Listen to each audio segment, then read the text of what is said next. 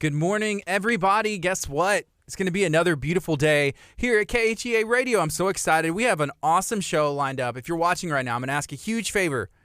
Go ahead and share this video out and let me know what you have going on today. I want to hear from you. I want to know what your plans are. It's Wednesday. Man, there's a busy day here at KHEA, and I know there's a busy day that you have too. I want to hear about it. So make sure that you let me know in the Facebook comments. Let me know that what you got going on. If you're watching on Channel 46, I appreciate you taking the time to tune in. Call a friend. Tell them, hey, turn it to Channel 46.2.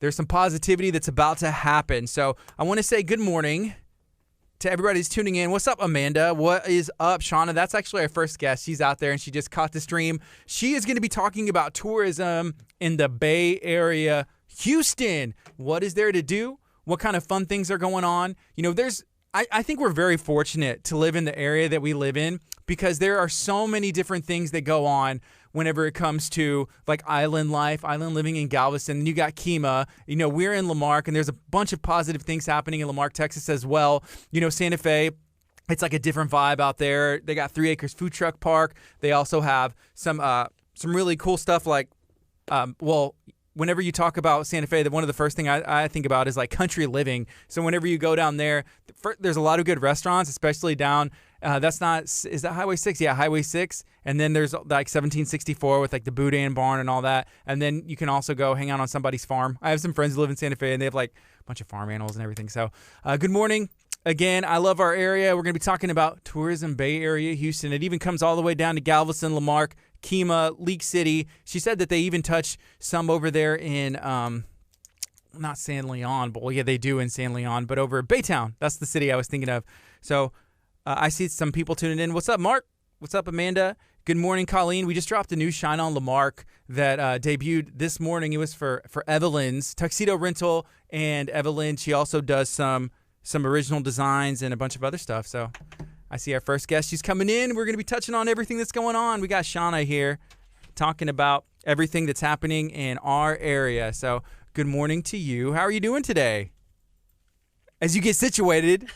Very good, Gardy. It's good to be here. Thank you for having me. So I want to say a big thank you to our friends at Butler's Courtyard. They made this happen. I had reached out to them the other day, and they had kind of introduced the idea for this segment, like Friends of Butler's Courtyard.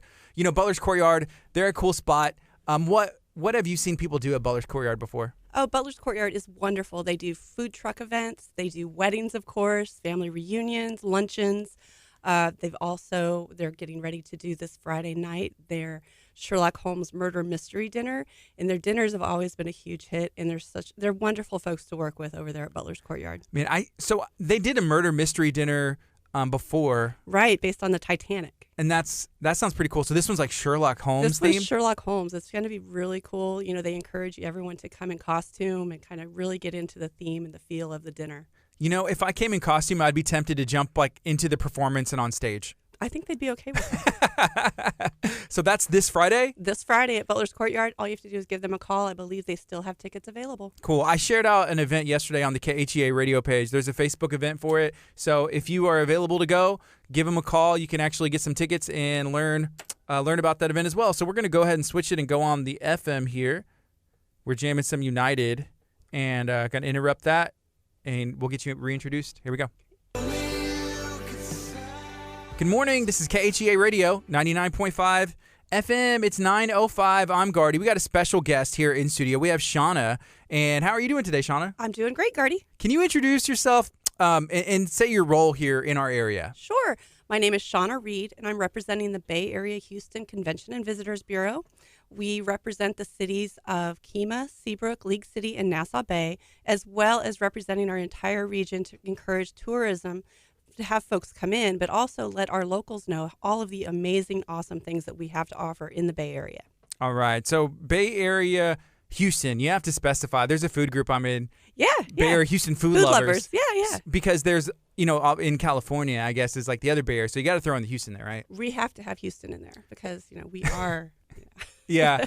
And so the CVB, is that kind of like how y'all shorten the name? Yes. Yeah. It's easier to say than, you know, Convention and Visitors Bureau is a complete mouthful to say all the time. So CVB, it rolls a little quicker. When I think of bureau, I think of the FBI. FBI, yeah. We're not like that at all. Okay. So what is there to do in our area when it comes to tourism, hanging out? Well, tourism, we have so much to offer. We've got two of the largest tourism attractions in the Houston area right around the lake with the KEMA Boardwalk and Space Center Houston. And then we also have several other opportunities as far as historical tours with the Butler Longhorn Museum, the West Bay Schoolhouse in Old League City. There's also the Clear Lake Museum that a lot of folks don't, or the Bay Area Museum right at Clear Lake Park that a lot of folks don't understand is there. Okay. Hey, what's up, Rudy? I see some people tuning in. He said she is sitting on the phone. I am sitting on my phone. We can't hear you anymore. But yeah, he's pointing that out. That's funny. There. So Sorry, no, you can sit on whatever you want. But whenever it comes to our area here, one of the first places I think of is KEMA, and that's where y'all are located. Yeah, we're right in the corner of 6th and Bradford, across from Toucan Alley. I know y'all are good friends with everyone over there at Toucan Alley, and we love all of the businesses over there. So. Mm-hmm. In Toucan Alley, there is ice cream, Cool Cow Creamery, pizza. There's Escape room. Coffee, the escape room. There's Little Saul's Tacos. Yeah. And then a couple really cute boutiques with Gypsy Pearl and Simply Twisted. So I feel like when it comes to tourism, y'all could just stick there and be okay, like in KEMA, because there's so much already. We could, but there's also so much to explore outside on the other areas. I mean, we've got a very vibrant sailing and boating community. We're the third largest pleasure boating community in the country. A lot of people don't understand that. So we are able to do sailing lessons. We've got paddleboarding and kayaking all around the lake that people can come and rent. A lot of fun, free, inexpensive family activities for the kids. Okay, so here's a comment. This is from Ian, and he tunes in at times from the UK. Uh-huh. He said, "I've never been to the USA. Sell it to me." Sell it to him. Why should he come check out our area? Because we are the heartbeat of Houston. We have so much to offer.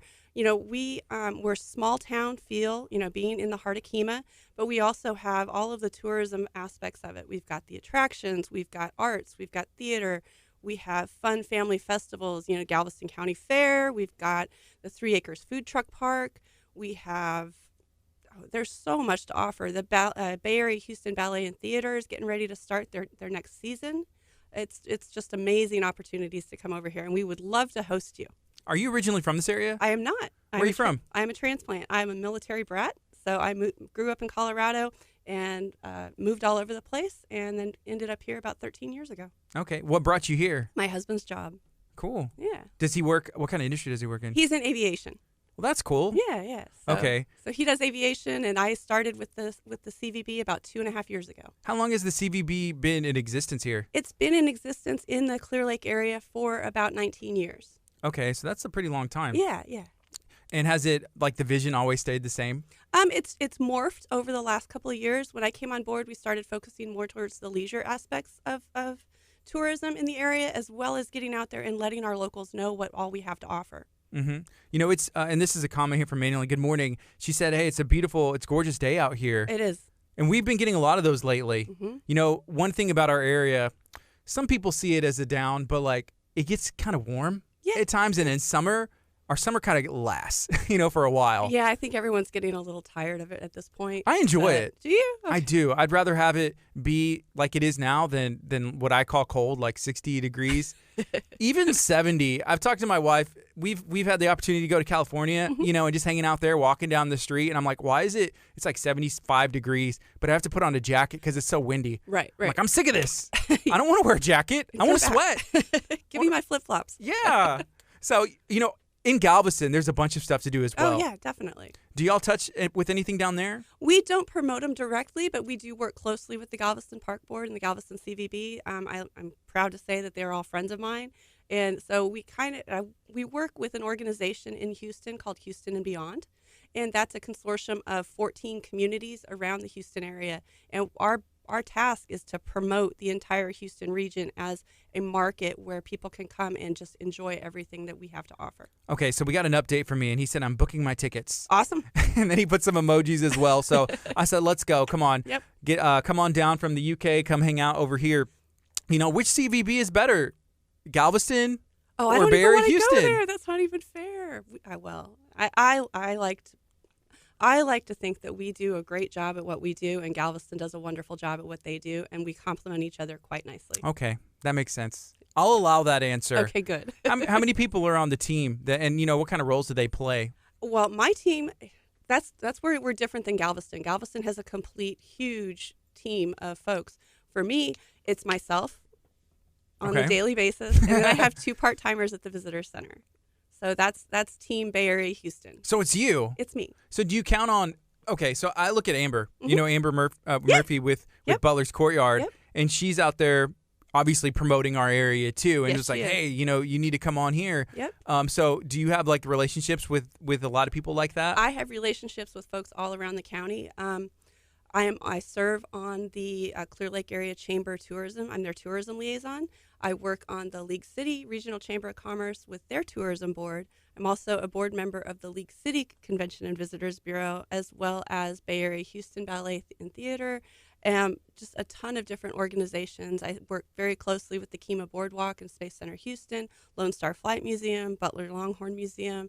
So I try to get out there in the community, as well as getting to know each of our hoteliers as well. So can you tell me about the Bay Area Houston? Did you say ballet and theater? Uh-huh. I've never heard of this. Oh, they are wonderful. They are, I believe, I don't want to misquote, Jill Reason is their director, and she would be a wonderful person to come on and speak with you all, because they're getting ready to launch their new season. It's called The Next Giant Leap, in conjunction with the Apollo 50th anniversary that just happened earlier this summer.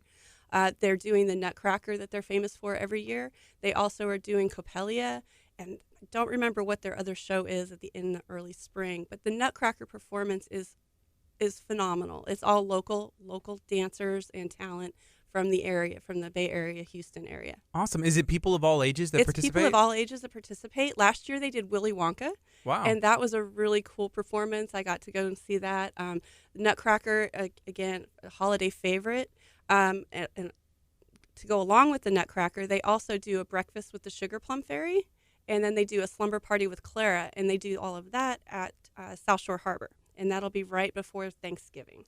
So I went to an event last year at South Shore Harbor, and they had some of it was kids though, and they were in, was it the Nutcracker maybe? Probably. And it was pretty cool, like some of the dancers, and they were just like posing, and Mm-hmm. there was an unveiling. The unveiling of the gingerbread house. Yes. Yes, that is an amazing opportunity to get out. And that is also a great free activity for families. They can come out and have their photos taken with Santa in the lobby of South Shore Harbor. The the gingerbread house is usually over 6 feet tall. It was huge. Yeah, it's giant. And Santa was there. Yep. It was awesome. They have a different theme every year for it. It's a really neat place. And like I said, it's a free opportunity to come out and have your folks or your photos taken with Santa Claus. So whenever it comes to, ballet and theater, I think of the Nutcracker. Yep. That's a combination of both, right? Yes. Are all of the performances like that, or is there just like, hey, this is a ballet and this is I a believe theater? Coppelia will be just a ballet.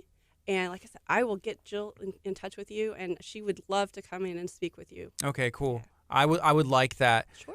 I am not myself, like a dancer. Me neither. My wife dances. She took some dancing whenever she was little. My sister did, and a bunch of my family does. And so now I know she's been looking for a place for my daughter to go, who is 2 years old. Yeah. And I don't know. It's just interesting. So whenever you say that, there are so many different dance schools in the area, and it's a great thing. And I have 2 left feet, so it's okay. Awesome. So there's a bunch of other places that you mentioned. One that sticks out is the Lone Star Flight Museum. I had the opportunity to go there. It's pretty cool. What all do they have there? It's really cool. They've got warbirds from the 1940s and 50s. They've got an old MiG, Russian MiG from the 1960s. A couple of larger bombers. You're also able to book flights where you can go up in the old planes and kind of do a flight over Houston. What? That's awesome. Yeah, it's really cool. I think they had some flight simulators. They do have flight simulators. They're very big on the STEM program for kids. They're very open to homeschoolers. They encourage everyone to come out. They also do free entry days for teachers and educators so that they can learn what they all have to offer. So I think I would be better at the simulation than than going up. Flying. Yeah. So they had an event. It was for Lighthouse Christian Ministries earlier this year. Mm-hmm. I believe so. They were having this fundraiser, and they're an awesome organization, mm-hmm. and they had it there. Yeah. It was catered. It was awesome. And then beautiful. They had one of these. I'd never seen it before, but it's like a audioless disco where everybody has headphones. Have you ever seen that? I've seen that. I was actually on a cruise earlier this year, and they did it on the ship, so it was a little weird. But Did you go out of Galveston? Yeah. What cruise line? It was Royal Caribbean. Okay. Yeah. We gave away a Royal Caribbean cruise earlier this year, and we were excited. It went over a span of a couple months. Yeah. But it's really cool. Our area, there's not any cruises that go out of KHEA. Right. But, in Galveston, there is. Right. So people have to fly from all over the world to come to our area. And that's actually funny you mentioned that. That's a market that we're targeting, is just being able to let folks know that if they're coming in a day or two before or staying a day or two after, our area between Galveston and Clear Lake, we are a wonderful place to stay. You don't have to go back into Houston. You can stay down here and be able to experience everything we have to offer. Okay, there's another museum you mentioned. I believe, did you say it's the Butler's Longhorn? Butler Longhorn Museum. What is that? I've never heard of it. That is in Old League City. It is off of Coryell Road, I believe, or Coryell Street. It is a museum based on the history of the Butler Longhorn. A lot of folks don't realize that the Longhorn cattle actually originated in League City. Really? Yeah.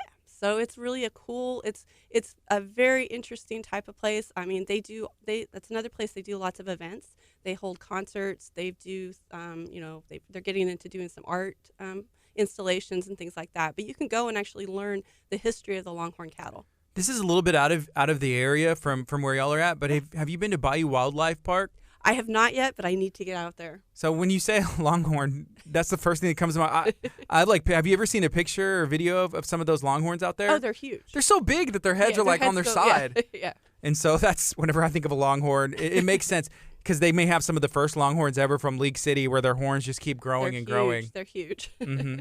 Okay, and y'all are actually in a converted schoolhouse, but I know there's a schoolhouse in League City that's like a historical one as well. Yeah, that's the West Bay Schoolhouse Museum.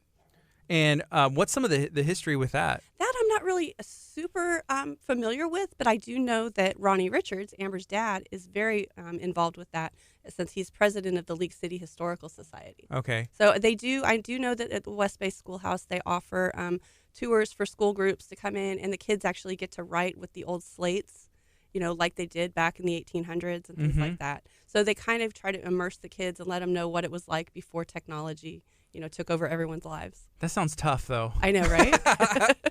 Oh, man. That would be – I can only imagine my kids. I'm just like, okay, you're going to go to school here. Like, that should be a social experiment or something, where there's like a group of my son's 6, just take them in there and be like, this is your new school, and just see how it goes. That's kind of what they do. And then, they've got the old water pump on site, so they have to go out and pump their own water. It's quite an experience. Actually, I'm down. Yeah, let's make him do like the whole school year. Like, he started already, but I'll bring his transcripts and you could just transfer him right in. Yeah. Okay. It's a lot different, or is it kind of the same? It's different. It's different? Yeah. Were they using, I'm trying to think, is that called an abacus? An abacus, yeah. Are they doing math? They've got the old books. They've got, it's really a cool thing, because it kind of lets kids know that, wow, this is neat. I wonder if the teachers told the kids, you're not going to have an abacus in your pocket, for the rest of your life. Yeah. And then that turned into the calculator. And now I don't know what they tell them. You're not going to have. Yeah, you can't ask Siri what 6 times 6 is. I know. And then they came out with a watch, and then they're going to do glasses. And so technology is just going and going. It takes over. Awesome. So here's a comment. This is from Rudy again. He said, hey, you never been to the Butler Longhorn Museum? I have not yet, but I'm down to go to an event. It sounds awesome. There are several events. I've got them on my website. I don't have them on the top of my head right now, but I do know they've got quite a few events coming up. I believe they were doing there's a concert coming up that looks really interesting. Okay. So the Bay Area Houston, the CVB, I think you said it's 604 Bradford across from Toucan Alley, right? Yep, that's us. Okay. And there's some history with your building. Can you share what has your building been used for in the past? Our history, the building was built originally in 1912. It was moved to its current location back in 2006 by the KHEA Historical Society. The schoolhouse was operated as an actual school from 1912 until the mid-50s, when Stewart Elementary was opened. So it's got a lot of history. We do actually have some current KHEA residents that attended school there. So it's really an interesting thing. That's cool. Yeah. Do people ever ask to come see a tour? Like, is there anything set up kind of like a classroom? We have four old antique school desks set up with there's a local artist who made he looks like a dummy, kind of a mannequin type of thing, and he sits in the window on a stool with a dunce cap. His name is Stuart. He's a part of our schoolhouse atmosphere, and we also have a lot of the old books, the original books from the KHEA Schoolhouse. Okay, cool. So let's say I have a family member that's from Colorado, and where you're from, and they've never been to our area before. Mm-hmm. They want to come visit.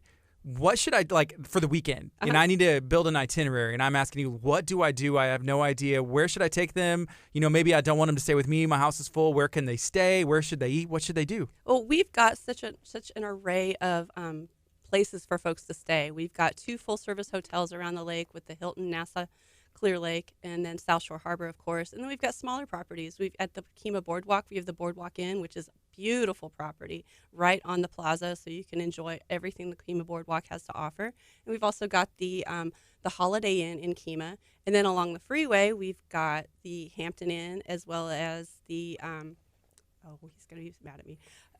Not Spring Hill Suites, Courtyard by Marriott. And then we also have a Spring Hill Suites and a brand new Holiday Inn Express located in Seabrook, as well as campgrounds, cabins, all kinds of different opportunities. So it depends on the person. Okay. It really does. And then we've got Airbnbs and VRBOs that are for rent along the bay. Let's say they want to camp. If they wanted to camp, there's several RV parks close by. Yeah. Not really. We don't have any tent camping, so to speak. You have to go down to the island to do that. But RV parks we have, and they also have several small cabins that are available at a bunch of those RV parks. Were you big on camping growing up? I was, and then I kind of get out of it. You know, it's kind of like I don't want to sleep on the ground anymore. But it's fun, especially when you're young. It is. It seems we went camping quite a bit, and we had a camper, and then sometimes we do the tent. But it's always fun, especially whenever you're young. I remember wanting to set up the tent in the backyard. Oh, we used to do that all the time, just because parents didn't want to lug everything out. Yeah, and you said you're a military brat. Yep. So is that like even more like dad or mom? You know, they were hardcore on camping. Like, this is how we do it in the military. Yeah. Yeah. Early rise, get up. You're up at 6. Yeah, out the door. So yeah. That's awesome. Okay, so we found a place for them to stay. They're going to stay at the RV park. Let's say they came in on a Thursday. Sure. They're looking for something to do. Let's go to dinner on Thursday night. Like, where should they go? Thursday night dinners, there's so much to offer. We've got steak nights around the lake, pretty much 5-6 nights a week. You can get a good steak around the lake. T-Bone Tom's is always a great opportunity just because the food is wonderful, the atmosphere is great, the live music in the backyard is fun. It's always kid-friendly for the most part. If it's not, they'll let you know. But a majority of the time, all of the acts that perform are very kid-friendly, and they encourage the kids to get up on that dance floor and shake their tail feathers a little bit. Yeah. I've been to T-Bone Tom's, but I haven't been in the back, but I've heard the music before when I'm eating in the front. Oh, yeah. And so there's a little dance floor and stuff? Yeah, there's a little dance floor. Actually, I was there last night, and the band that was playing, it was a group called David Joel, and they were phenomenal. They did a lot of cover bands or, cover songs and things like that. But it was really a great atmosphere, and the specials are always great. Thursday night, I don't remember what the specials are. I know that Thursday during the day, the special is fried chicken, which is really good. Other places that are great to go, you've got anything along the highway. Cocoa Crepes, they're really good. The new Black Bear Diner just opened. I've seen pictures, but I haven't had the opportunity to go. I haven't eaten at this one yet, but I've eaten at one in Idaho. Is it mainly breakfast? Good. No, they have everything, but they're known for their breakfast because they've got big pancakes, so. Yeah, it seems like the idea of brunch, you hear the word and it's like, oh, brunch, yeah, let's go. Like there's these places and they're delicious, but they just serve breakfast and they're open for a certain amount of time. Right, like Red Oak or something like that. Yeah, so they're only open during the morning to early afternoon hours. But yeah, there's a ton of different opportunities. We are a foodie mecca. You belong to Bay Area Houston food lovers. Oh, yes. And she's always out there. The things she posts, I'm like, holy cow, Jennifer, that's amazing. Jennifer Fuller, she's in studio tomorrow. So awesome. If you are a foodie or a food lover and you want to know where to eat, I want to get one of those cards. Yeah, she's got the food lover VIP card now. I need to. Little Saul's has them, so all you got to do is talk to Rudy or Saul. Go grab one, man. Okay, so Thursday, they camp. We went and had steak. I like that you said that there's like a steak night, like almost every day of the week around the lake. So that's pretty fun. It's amazing. Yeah, and then Friday morning they went to go eat. Let's say we went to Red Oak Cafe, got some breakfast.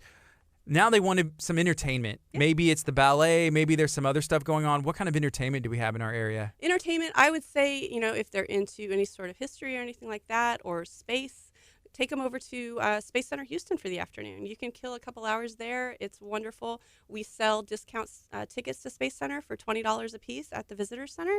If you buy them at the gate, they're $30. So it's if you're taking quite a group, it's a significant savings to stop by the Visitor Center, and it's an excuse to come say hi to me. Yeah. Do you think sometimes people take that for granted that we're if we're just here, like we have Space Center Houston, like right here? Yeah, I think a lot of folks, I find that a lot, that people don't understand, or They only think about going to some of our attractions when they have visitors in town because it's there. It's kind of like living in New York City and only going to the Statue of Liberty when you've got family visiting. Yeah. Or, hitting Radio City or anything like that. But like I said earlier, there is so much to offer, and, our weather's pretty good year round, so we should all take advantage of that. Yeah, and there's some pretty cool exhibits that they just bring in. Some of them are seasonal. They switch them out. Yeah, there's some great stuff right now out at Space Center, in honor of the Apollo 50th landing. They just reopened in the late, let me see, I believe it was late June. Mm-hmm. They reopened the original mission control from the Apollo missions, which is really cool. They've got the tram tour that takes you out there. You get to go see they've got Longhorns out at Space Center as well. So we've got quite the history there. Yeah, last time that I was out there going up into that big space shuttle. That's amazing. It's really cool. Yeah. It really puts things into perspective when you're able to get up on top of that 747 with that space shuttle up there and how massive it really is. Is that a real one? Like it was used before, or is it replica? The 747 was a real transport, but the space shuttle itself is a mock-up. That was one that was used for training, and it was originally at Kennedy Space Center in Florida. So they brought that in. They brought that in back in 2012, and I don't know if you remember seeing that or not, but they floated it on a barge and brought it under the KHEA Seabrook Bridge. I remember that. Through Clear Lake, and had to move palm trees and on NASA Road 1. It was quite the endeavor to get that thing in there. Wow. Yeah. Yeah, there was a lot that went into that. Yeah. Okay, so we have our visitor. They're in town, right? Family from Colorado. Mm-hmm. Thursday, steak night, went to T-Bone Tom's. Then they went and had some breakfast, Red Oak Cafe, hung out at NASA. During the day, entertainment. Is there something for them to do that night? And then what should they do on Saturday? There's always something to do on a Friday night. Of course, it depends on the time of year. If they're here during the summertime, Friday nights at KHEA Boardwalk, there's fireworks every Friday night from the end of May through the end of July. And those are always at 9:30 on Friday evenings. There's a ton of different activities to do as far as, even going down to the island if they wanted to. Mm-hmm. So yeah, we always have activities to do. Live music, always something. Yeah, the KHEA Boardwalk, they have live music there too. Mm-hmm. Pretty much every weekend for sure. Every weekend, definitely. And then on Thursdays during the summertime, they do Rock the Dock. On Thursday nights, Wednesdays in June and July, they call it Kickin' It Country, which is always a big hit. There's just a ton. They do Salsa Sundays. They do all kinds of different activities. In fact, this weekend on Saturday, they're having a Mustang car show down there. So, yeah. Cool. I live in League City, and it was probably a couple weeks ago, I could hear fireworks outside, and it was on a Friday, but I think the wind was blowing just right. Yeah. So I was going outside, looking at my window, trying to see if I couldn't see anything because of where I'm positioned. Yeah. But I guess the wind it was blowing the sound. It, yeah. But it felt like I was there. So that's fun. Right now we're talking about Bay Area Houston whenever it comes to tourism, whenever it comes to things to do in our area. So if you have family, maybe you're watching from somewhere on the other side of the world, this is an opportunity for you to learn, to ask, maybe even suggest some things for people to do whenever they're in our part of town. So we talked about NASA, we talked about live music. On a Saturday, whether that's in the day, let's say it's like winter time. Mm-hmm. What is there to do that's holiday themed that we have going on? Holiday themed coming up. We've got Holiday in the Park in League City, and that's the first week. I believe it's the first weekend of December. The Christmas Boat Lane Parade is December 14th this year. It's a Saturday, and that's through the Clear Lake Channel, all around Clear Lake. It's a boat? Like they decorate the boat and go around? Yeah, it's put on by the Clear Lake Chamber every year. They usually have right around 100 decorated boats. It goes anywhere from sailboats to large mega yachts, shrimp boats. There's even a couple folks in kayaks out there.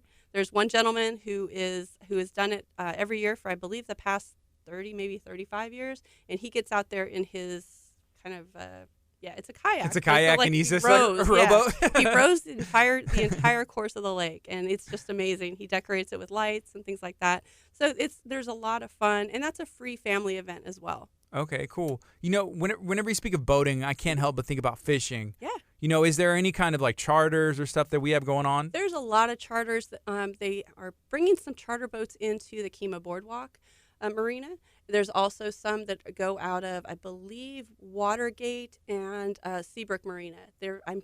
actually compiling a list of those charters because we're starting to get more and more coming in. They're Mhm. not the large charter boats that like go out of Galveston to do the deep sea fishing, but these are more smaller bay boats to go for redfish and trout and things like that. Yeah. How about any of the like dinner cruise? Dinner cruises right now, the one boat we've got operating is the Boardwalk Fantasy, and that will actually they take September off, so they start back the last weekend in September and they do weekend cruises, and then they're always available for charter. Okay. So Have if you ever wanna done do one of more. those? Yeah, I've done quite a few of them. They're a lot of fun.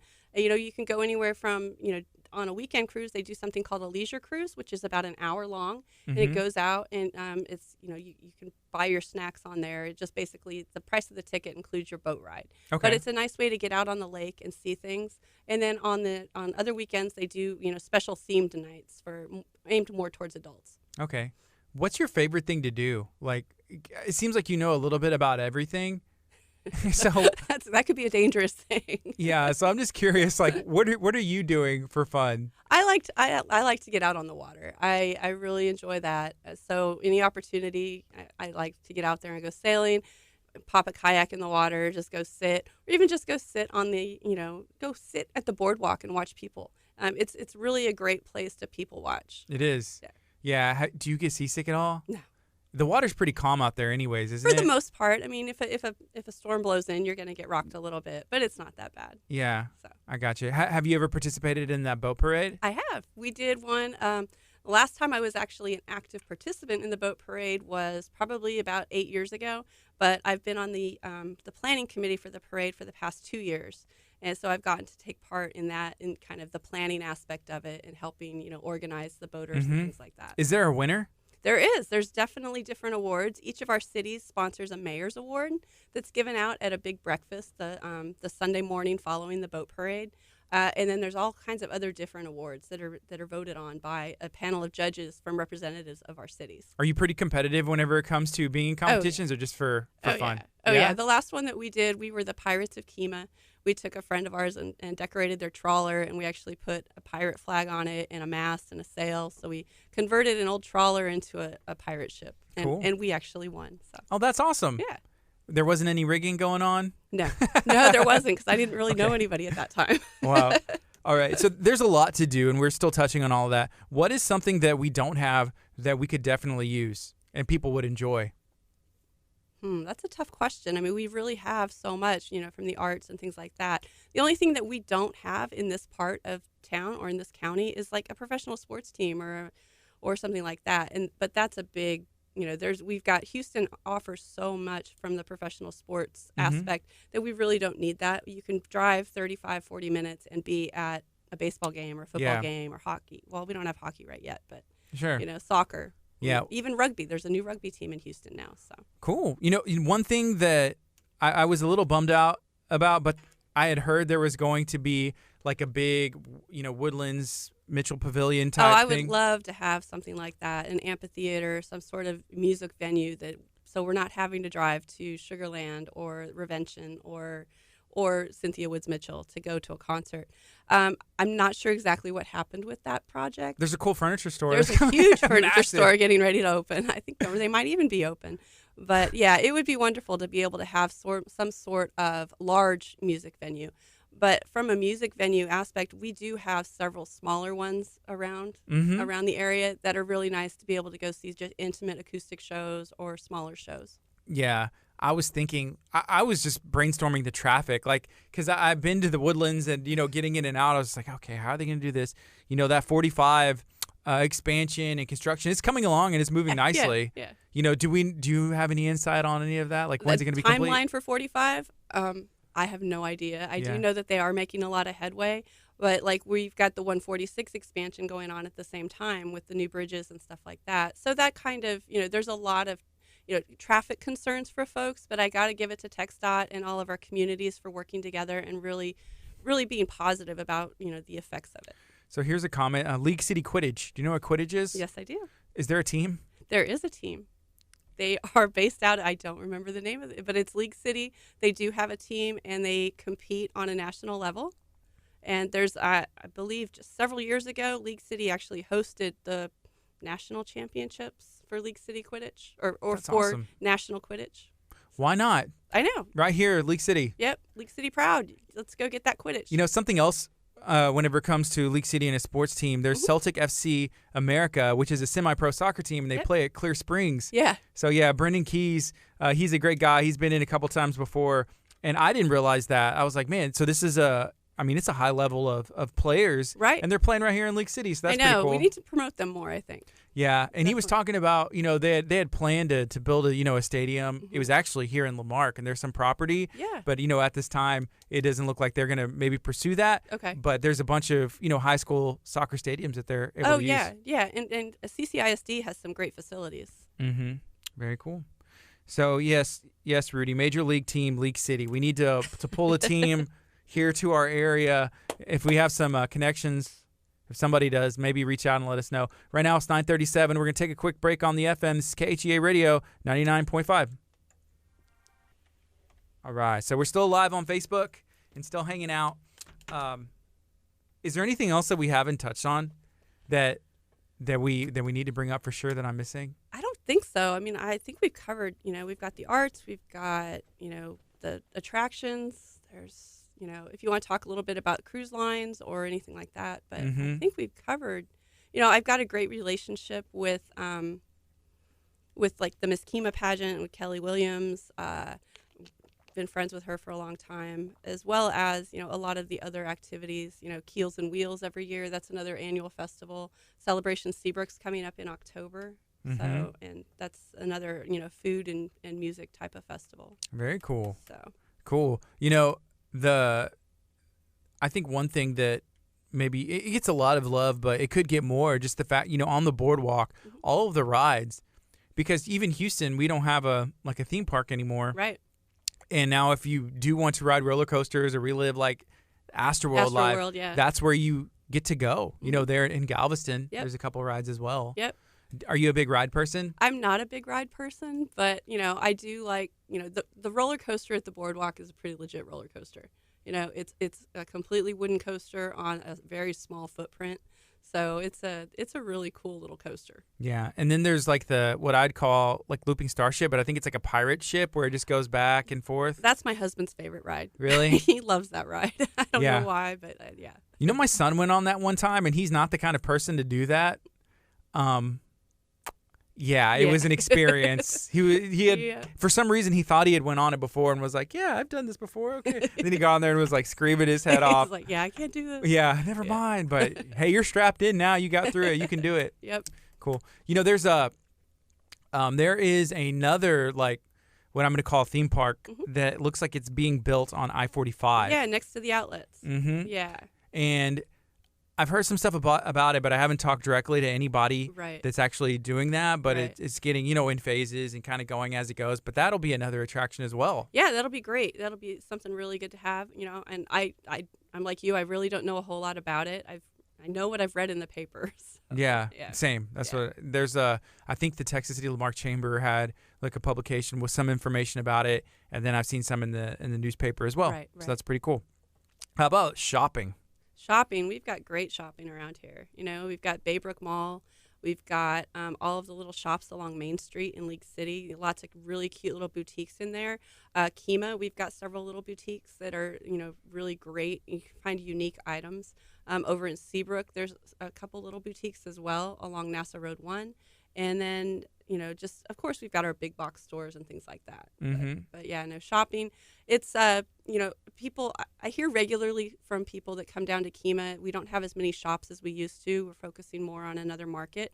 But the shops that we do have carry high quality items, and they're very local friendly and just nice people. Has it kind of shifted more towards food? It has shifted a lot more towards food. We've got a definitely total food vibe down there. We've with Bacchus, the Greek food over there.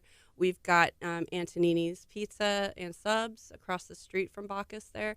And then we've got Dan's Pizza that's getting ready to open up on the corner of 8th and Bradford. Okay. So Dan's, are they the one that they're have the big on deep Highway dish? 3? Yeah, they're on Highway 3. They do big pizzas and all kinds of different things. So they're doing a wings and pizza establishment. So that's what's up. Yeah. I haven't had the opportunity to eat it, but I have seen pictures on Bay Area Houston Food Lovers. And there's like a Chicago-style deep dish, which I don't think I've ever had. He's actually based out of the Volcano Room in Seabrook on NASA Road 1. That's where he serves all of those deep dish pizzas out of. And I know you order them and then you go in and pick them up. So I'm thinking I might have to place an order this weekend. What's the Volcano Room? It's another little. It used to be a coffee shop, and now it's just sort of a little lounge. Cool. So yeah. Okay. Awesome. So we got, let's see, we'll play another song. We're jamming some Bethel on the FM. If you haven't yet, make sure that you download the KHEA radio app, because then you can stream us from anywhere, or you can always tune in right here on social media. Feel free to share this video out if you have any questions or suggestions. I still see some, hey, we need to hit up Hank Dougie to learn about the League City Legends. That's the League City Legends. That's right. Hank Dougie is he's been a member of that team. I think he might even be the founding member of that team. What is League City? It's the Quidditch team. Oh, it's the Quidditch. Okay. It's the Quidditch team. So yeah, we can all get out there on our brooms and run around. It'd be fun. Yeah, I saw a video the other day of some people playing, and I never seen that before, but it's pretty interesting, and it looks like it'd be fun. Yeah. Any reason you can find to go outside and just be active, I'm down. Oh yeah, for sure. And then Hometown Heroes Park, they've been doing a lot of work out there as far as they're putting in. My understanding is that they're building a 5K trail out there so that we'd be able to host some more 5K runs without having to close roads. That's a good idea. Yeah, that way it's a marked 5K trail, and we can do a lot of more fun runs and races. That's where I guess League City Music Fest was at Walter Hall, right? Walter Hall, yeah. But Hometown Heroes is over off of 96. Oh, okay. Yeah, that's where the swimming pool and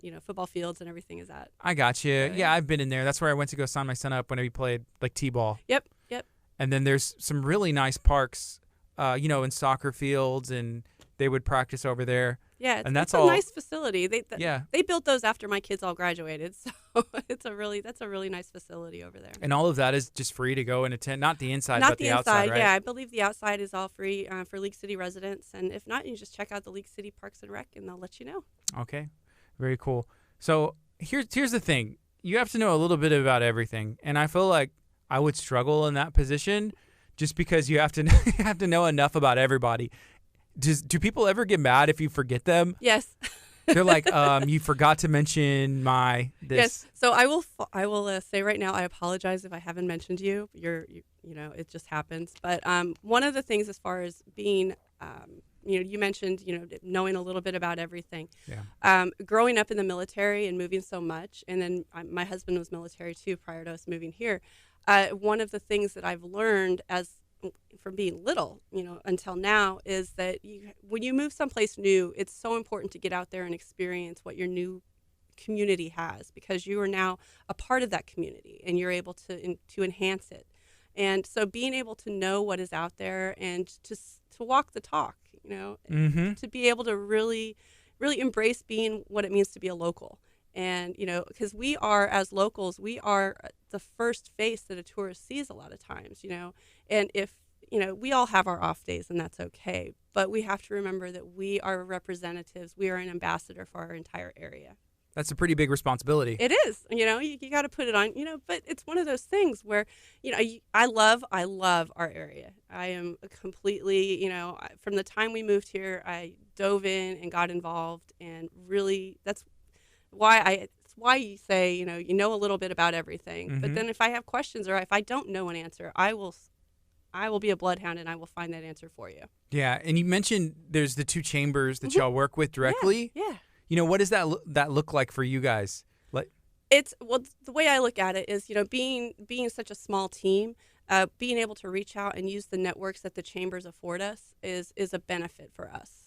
Just to kind of continue and build that relationship and let folks understand that we are a true regional organization, and we're here to support our entire region. Yeah. Have y'all been able to, I guess y'all do a lot, but obviously social media and the internet, probably, even from 20 years ago when y'all started, or 19, it's kind of changed things. Oh, the entire, tourism industry has shifted. The focus towards more digital media, online media, just the presence of being on Facebook and Instagram and Twitter and all of that. Back in the day, it was more of a focus on, print ads and, print publications and things like that. We still do that, but, the main focus, we understand that a lot of our visitors are heavily attached to their phones. And so we need to have mobile-friendly apps and mobile-friendly sites so that people can find the information that they need in a timely manner. Do you think it's going to switch even more to that in the future? I think so. We're seeing a little bit. I was at a conference in Denton a couple weeks ago with some tourism partners, and we're all kind of seeing that the digital is definitely going. That's the way folks are looking. Yeah. So awesome. Yeah. Do y'all have any plans, I guess, to expand the team? Is that I was talking to someone yesterday. It was actually Colton Trout, and he's a business coach. He's a pretty young guy. Mm-hmm. Very bright, smart, doing some really cool things. Yeah. But he was talking about whenever it comes to social media, a lot of people are hiring, kids, as interns. I say kids, but out of college or even high school. We have some interns here that are still in high school, and we're like, hey, can you run this social media stuff for us? And they just knock it out the park. Yeah. Well, they grew up with it. Mm-hmm. Whereas some of us older folks, we don't understand that. It's not as intuitive to us. So, but yeah, in expanding the team, yes, I would love to grow the team. I would love to institute a volunteer program for Mm-hmm. events, where I get some folks out there that are ambassadors for our area, somebody that has the same type of passion that I have for our communities to get out there and promote it, not just to our tourists, but to our locals. Okay. So we got 15 seconds. We can go back on the FM, and then I want to touch a little bit on Butler's Courtyard. Yeah. And thank them again, and then remind everybody about the Cool. mystery dinner. Yeah.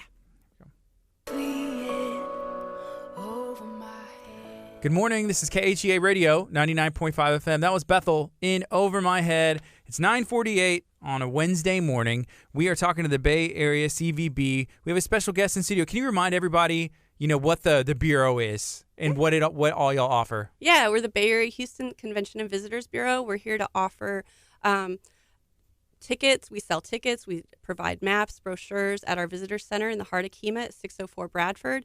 We also are there to support our locals, get the word out on our local businesses, and do anything we can to support them. Mm-hmm. And you've been with this organization for how long? About 2.5 years now. About 2.5 years. Yeah. And I guess, what are y'all planning for next year? What are some events that are going to come up that if you're a local, hey, you're going to want to know about it and go to it? Yeah, well, coming up, not even next year, coming Mm-hmm. up in next month is Celebration Seabrook in Seabrook, Texas at Meter Park. That is a one-day food festival. There's live music. This year, Jack Ingram and Flatland Cavalry are playing. It's a $5 ticket. Kids under 10 are free, I believe. It might be 12, but I know kids under a certain age are free. Mm-hmm. They have face painting. They've got tons of activities for kids, as well as food trucks and just a lot of local vendors, arts and crafts and things like that. And then in December, of course, we have Holiday in the Park in League City, which is always a wonderful event. That's a weekend long. The following weekend, we have the Christmas Boat Lane Parade. City of KHEA, City of Seabrook, Nassau Bay, and League City will all do their tree lightings sometime between Thanksgiving and the first or second weekend in December. Do all these cities kind of have their own official tree where they light it up? They do. It's really a kind of a neat thing, And then the City of KHEA tree is actually in front of the visitor center in KHEA, where I'm located. So that's always a really fun event. Cool. There's that whenever you're going down 146, there's like a really cool lighthouse. Mm-hmm. What is that building? Is that like a bank? Let me see, which one are you talking about? So whenever you're going, 146, you're heading north before you. Is it Walmart or Target? They're at the stoplight? Yes. Okay, so that's Texas First Bank. Yeah, why did they get a lighthouse? It's awesome. Well, KHEA has a lot of lighthouses. It's a little extra. It is a little extra, but it's kind of cool. Yeah, it's a great landmark. It is. And then when you see the giant blue and white striped lighthouse behind the fire station, that's actually KHEA's water tower. Okay. So instead of having the one that looks like, a golf ball on a tee, we have an actual lighthouse water tower. Yeah. So. Is that an actual? I understand it's a water tower, but Mm-hmm. can it be used as an actual lighthouse? Are there any functioning ones that were used as lighthouses? There are no functioning lighthouses out there. The water tower has a light on top of it, and it spins. I see it from my house every night. So it does spin, it works, and things like that. But as far as being an actual operational lighthouse that mariners might use for navigation, no. Let's bring those back. Do people even use those anymore, or is technology's kind of I think that there are still a few working lighthouses, but I think they're all on the East Coast. Okay. So yeah. So that would be a cool attraction. That would be a really just cool throwing attraction. it out there. Yeah. Just throwing it out there. Okay, so there's an event taking place at Butler's Courtyard. Yeah. And that's how we got hooked up, Yep. to be able to do this today. Yep. Can you remind everybody what that event is? Yeah, this Friday night, it's the Sherlock Holmes Murder Mystery Dinner. The tickets are still available as far as I know. All you have to do is reach out to Butler's Courtyard, talk to Amber or any of her team out there, and they'll be able to hook you up. It's always a fun time. The the dinner is fun, and then it's just it's a murder mystery theater. Yeah. So very interactive. What do you think people are looking forward to more, the theater part or the food part? I don't know. Maybe the food. I don't know. For me, it would be food, but I think the theater part would be really cool. Oh, it's going to be awesome. Yeah, especially interactive and things like that with folks in costume. Are you a mystery fan or like Sherlock Holmes? I am. And I would be going, but I'm actually going to be out of town on Friday. So Yeah. otherwise I would be there. Where are you going out of town? Everything is here. I know it is, but I've got to help my daughter move. So, there's Okay. that. So. Well, the daughter, that makes sense. Is she moving here? Yeah, she's moving home. See? Okay, now Yeah. it all makes sense. Yep. So. Okay, cool. Do you have other kids? Yeah, my son lives in College Station. My daughter is moving home from College Station. So. Were they in school up there? Or Yeah, they both. My son is in his master's program at the Bush School. So he graduated from A&M Galveston actually, and then went and did real life work for a few years, and now he's went back for his master's degree. Okay, so the Bush School, what department is that? It's a public service. So he's doing a master's of public service administration. So it's right there. The school is actually on A&M, but it's next to the George Bush Library. Okay. So. And does he know, or he's probably maybe is working, or I don't know, but what is he doing with that? He's looking at doing, public administration, like city government, things like that. So maybe we could get him back here and, Were you an influence on you and your husband, an influence for that? I think he's always had an interest in it. So I think, getting into the Bush School was a dream of his. So, we told him definitely pursue it. It's definitely, That's pretty cool. Definitely worth, if that's your dream, you go for it. Yeah, we also have a lot of schools like in our area as well, like colleges. Yeah, we've got a lot of, of course, Texas A&M Galveston. We've got UTMB Med School down on the island, College of the Mainland. We've got San Jac. University of Houston Clear Lake now has dormitories, so it's a residential college instead of just a commuter university. There's a ton of different Alvin Community College. Yeah. There's a lot out there. One of our interns, he is still in high school, but he's taking, dual credit at College of the Mainland, but he's homeschooled as well. Yeah. His family, they moved from Kentucky down to here so his mom can pursue her program. And it's kind of cool to think that people move from all over because we have some really amazing universities we've got and some colleges. great higher education opportunities in the area. Yeah. Okay, let's see. We got about like 5 minutes left or so. Is there anything else that we haven't touched on or maybe we want to reiterate? I don't know. We've got, like I said, check out our website. It's www.visitbayareahouston.com. You can also find us on Facebook and Instagram at Visit Bay Area Houston.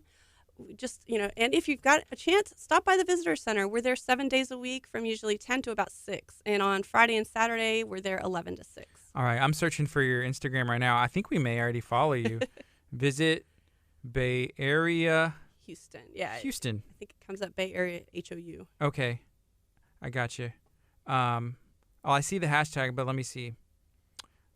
Fewer than... I'm just going to click on this.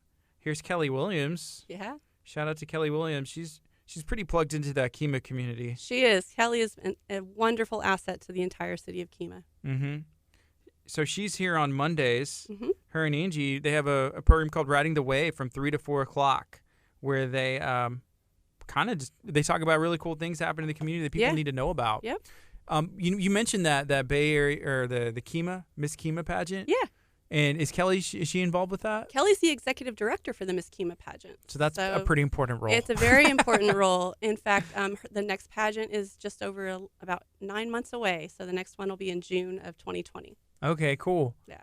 Very cool. Well, thank you so much for hanging out with us today. I appreciate Thank you for having me. I really enjoyed it. Yeah. This is KHEA Radio, 99.5 FM. Thank you. Yeah, if there's ever anything else that we can do. Well, no, and if you guys, I know you guys come out to Toucan Alley and stuff like that. If you ever want to stop by the visitor center and do something there, just let me know. Next time, definitely will. Yeah.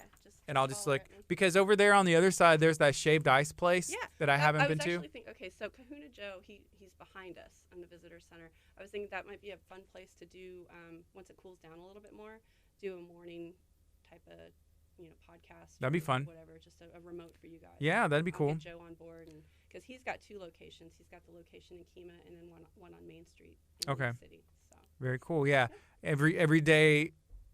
Every time that I've been there here recently, and if there's a lot of people and parking, like I'm trying to go to Toucan, I park in that lot, and I'm just like so hot. I'm like, it's so hot outside. I need to I'm trying to get to Cool Cow to get some ice cream, and I got Kahuna Joe's over here where I'm just trying to not die. Yeah. Oh, I know.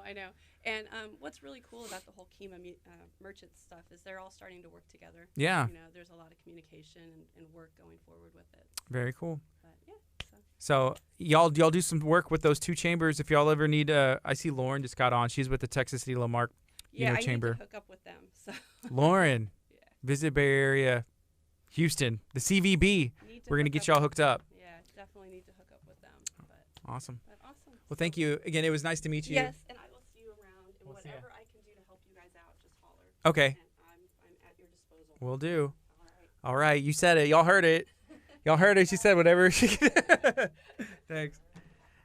Hey, Jordan said, hey, I stopped at Little Saul's Tacos the other day. It was delicious. Yeah, they're in Toucan Alley. Shout out to Toucan Alley. So my next guest is Sergio Gonzalez. Good friend. Feel free to share this out. He's not quite here yet. He actually sent me a photo of some traffic about 30 minutes ago and just said, hey, trying to get there as fast as I can. So I sent him a okay sign. So this will be fun. Hey, Crystal, you want to come hang out and talk to me? Just put it on that split screen. It'll be fun. So this is Crystal. So we were talking about some of the colleges, and we were having conversation beforehand. And maybe we can touch on this a little bit till Sergio gets here. And what we're going to say is there's expectations that other people may have for your life. Does that mean you have to try and live up to them? And you're going to have to, you know the deal, Crystal. You know the deal. Does that mean you have to try and live up to them? So she was mentioning that her children, they went to I guess Texas A&M over there in College Station, that's an awesome school, right? Yeah. And then there's the master's program that her son is in. You were in a master's program. You went to Duke, right? Yes, I went to Duke in North Carolina. And you were sharing something interesting earlier, just saying that sometimes you don't want to tell people that where you went to school, where you got a master's degree, because it is seen as it's prestigious. It's hard to get in. Not anybody can get in. Yeah, Duke has a 6% acceptance rate, so not everybody can get in, and that kind of gives an idea of prestige and intelligence that makes people expect a lot out of me. Yeah. So sometimes I don't necessarily want people to know that I went to like this big, great school. And that's what I told you. I was like, well, luckily for me, I've exceeded somehow everybody's expectation they had for my life, and so I don't have to worry about letting anybody down. Like, man, Gardy just didn't live up to his potential. Everyone's like, well, we weren't really expecting much out of him, actually. I guess, hey, he's still around. He's still a person. So there's that. Well, that's the ironic thing about it, though, is that I went to Duke, which is a huge thing. It's a big deal. So you'd think that I would feel like super accomplished and like, oh, I've accomplished everything I need to. I went to Duke. I'm good. Yeah. But it almost feels like something I need to top.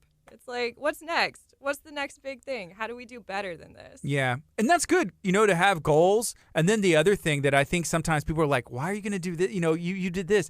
But you can't, if you're going from accomplishment to accomplishment, and that's how you can get gratification. It's automatic. But you got to find your joy in something else bigger than that, because then you're always going to be looking for the next, Exactly. Yeah, that next feeling, and then it's just like, oh, okay, it's done, it's worn off, 1 year, 2 years, 5 years removed.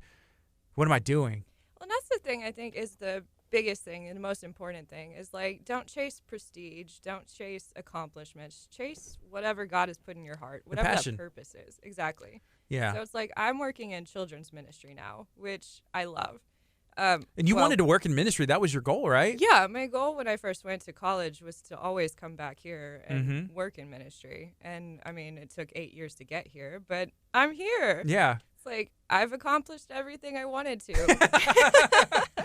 But, as you go, there's going to be, like, new vision that puts in your heart. There's going to be, like, new goals that automatically come, or you're going to, it's just natural. Yeah, no, like, I always wanted to do ministry. Yeah. But I never would have expected it to be children's ministry. Right. I saw myself working with teenagers or like in youth ministry. But the longer I'm in children's ministry, the more I love it. They're amazing. Those kids, I learned so much from them about God, about love, just everything. anyone who, like, shameless plug here, anyone who has never done children's ministry, please come talk to me, come volunteer, because it'll change your life. Yeah. Those kids teach you about God in a way that you never would have learned from adults. It's so pure, and the way that they understand the gospel, I learn more from them than they learn from me. Yeah. You know, it's that age before, like, I think of myself as a teenager, like, oh, I'm embarrassed, or I'm too cool to do that, or what are people going to think? You know, at that age, I remember being a kid, going to church, in children's church, and dancing to, I don't know if anybody knows, but Carmen, like his rapping music, and like I didn't care. Like, hey, I'm having fun. You know, I'm at church. Like, this is cool. I'm with my friends, and I'm enjoying myself, and I didn't care what people thought or looked or laughed or judged me. Maybe they did, maybe they didn't, but, you know, just too young to care. Yeah. There's a beauty in that. Exactly. And, like, on Wednesday nights, I do the music room. We do kind of like VBS style rotations. So we got like a snack room, a Bible room, a music room, and like a craft room, I think. Yeah.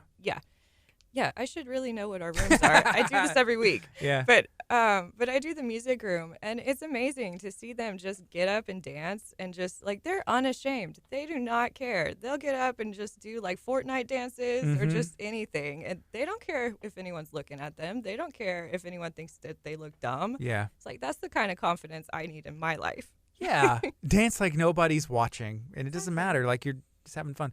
Like, my son, I don't think he's ever played Fortnite a day in his life, but he knows what it is. And he's like, hey, look at me. And he's like trying to do some of the dances at home.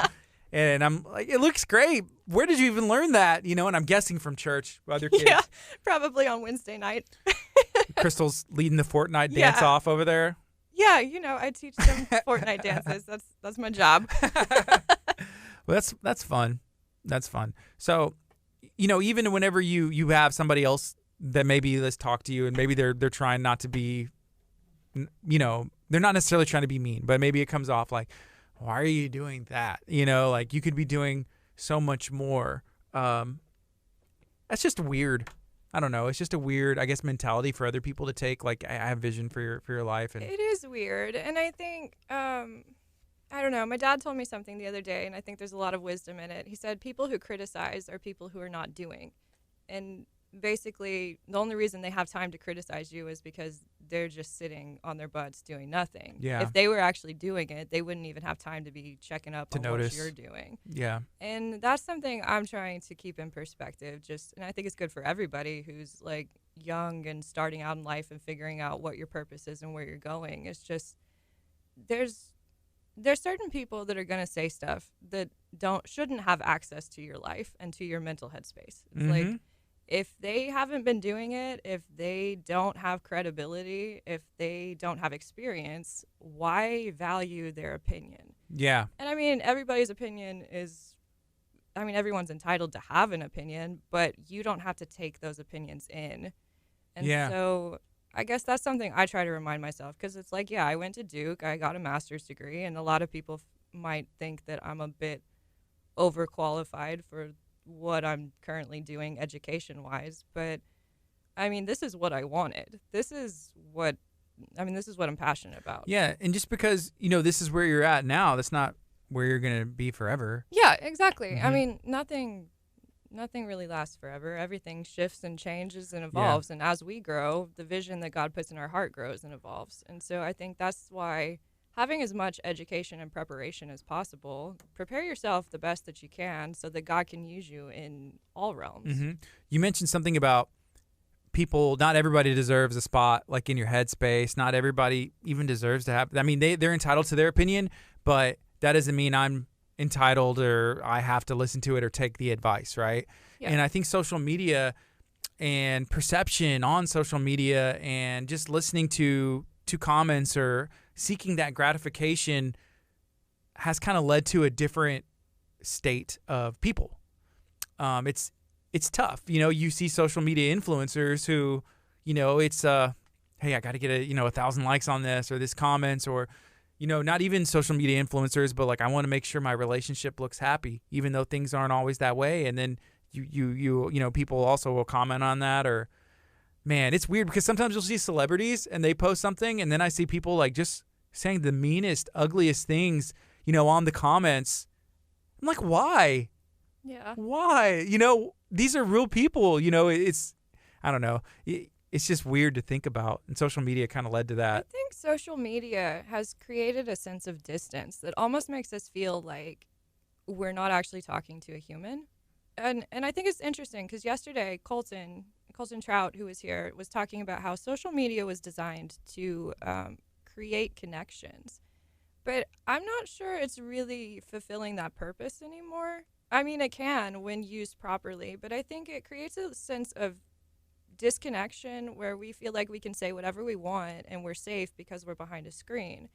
And it's not necessarily the most beneficial thing. I think we almost might even be better off if we took some time away from social media. Because I don't know about you, but I am connected to a lot of people I went to college with on social media, and I see their life and I see where they're at. And it's so easy to play the comparison game.